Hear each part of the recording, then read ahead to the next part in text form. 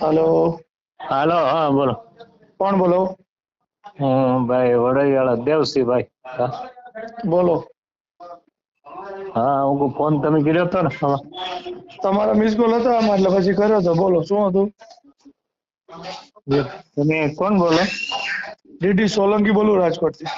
હા હા એટલે હા હા હા બસ. હા એક અહીંયા ઉના તાલુકા નવીનભાઈ ગામમાંથી બોલું, દલિત આપણે. હા બોલો.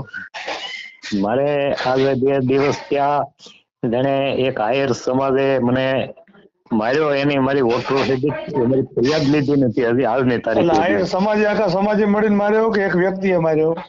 એક વ્યક્તિ આ તો આયર નામ લ્યો ને, આયર સમાજ નું નામ શું કામ લ્યો? હે એક વ્યક્તિ નું નામ નથી? ના, એક વ્યક્તિની હું કહું છું કોઈ આયર એને એનું નામ એનું એનું નામ આયર છે કે એનું અટક સમાજ નું નામ આયર છે? એ આયર સમાજ નો છે ને, નામ છે ને બાલુ ભીખા. હા એમ કહો ને કે ભાઈ આયર સમાજ નો બાલુ ભીખા છે, હા એને વાહ. મને તમારી પર જાતિગત અત્યાચાર કર્યો, જે કઈ બનાવો એમ કેવાય. આખા સમાજ નું નામ આપણે શું કામ લેવું જોઈએ? હા હા હા. બોલો હવે. હવે એ મેં કાલનો દવાખાને દાખલ થયો હતો અને આખા દિવસમાં કાલ મારી ફરિયાદ લીધી ની, અને હાલ તારીખે ઈ કે એ જમાદાર કે હું આવી ત્યાં લખી જાય. હજી કઈ તપાસ અમારી ફરિયાદ જ લીધી ને કઈ રીતે તપાસ કરવા આવે? તમારો બનાવ શું છે પેલા મને કયો? અમારે બનાવમાં જાણે એમ કેસ કદમીમાં એને કેસ કદમી વાળેલી છે, મેં કેસ કદમી વાળેલી છે. અને કેસ કદમી જમીન. હા બોલો. સમજી ગયા? એટલે એમાં મારી ઉપર એનો હુમલો કરીને મને લગાડેલી છે. હા, શું કયો હુમલો કર્યો? એટલે પાટું હોય અને લાકડી હોય. લાકડીથી પાટો લાકડી મારી. ક્યારે મારી? કાલ 9 વાગે. કાલે 9 વાગે. હા, 9 તારીખના 9 વાગ્યાનો બનાવ. તે પછી હું 5 વાગ્યા લગી દવાખાનામાં રહ્યો. એટલે જમીન બાબતે તમારે બોલાચાલીમાં હા હા લાગ્યું હા હા અને હોસ્પિટલમાં તમે દાખલ થયા હતા. હા હા હા. હજી તમારી ફરિયાદ લીધી નથી? નહીં, અમારી ફરિયાદ કાલે લીધી. રાતે 9 વાગે કે સવારે 9 વાગે? કાલ દિવસના 9 વાગે.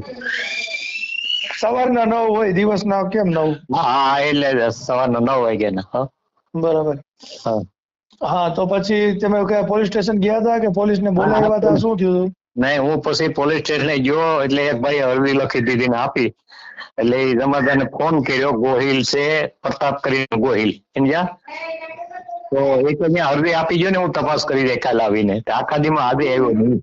એમ નહીં, તમને જયારે લાગ્યું હોય, હા તમારી પર હુમલો કર્યો હોય, તમે હોસ્પિટલમાં દાખલ થયા હોય, હા. તો ત્યાં હોસ્પિટલ થી જ ફોન કરાય. એટલે પોલીસને લખીને દેવાય નહીં, પેલા પેલા ફોન.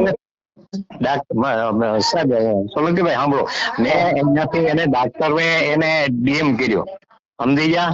તો કે હું આવીને એફઆર લખાવી જાય, આવીને હું લઈ જાય. હાલ લગી આવ્યો ને, હું 5 વાગે પછી ગીરગઢડાથી હું આવ્યો પાછો. તમારે દાખલ રહેવાય ને ન્યાન કા પછી સીધું પોલીસ નો સ્ટેશન આવ્યો, જવાય? નો આવ્યો એ. તમારે જવાય ને પોલીસ સ્ટેશન ગીરગઢડા? એ કીધું પણ એ કે એ તમે ઉના વ્યા જાવ ને ત્યાં તમારી ફરિયાદ લઈ લે, પણ આવ્યો નહીં એમ. એટલે હવે શું કરવાનું થાય સાહેબ? પોલીસ સ્ટેશને જાઓ.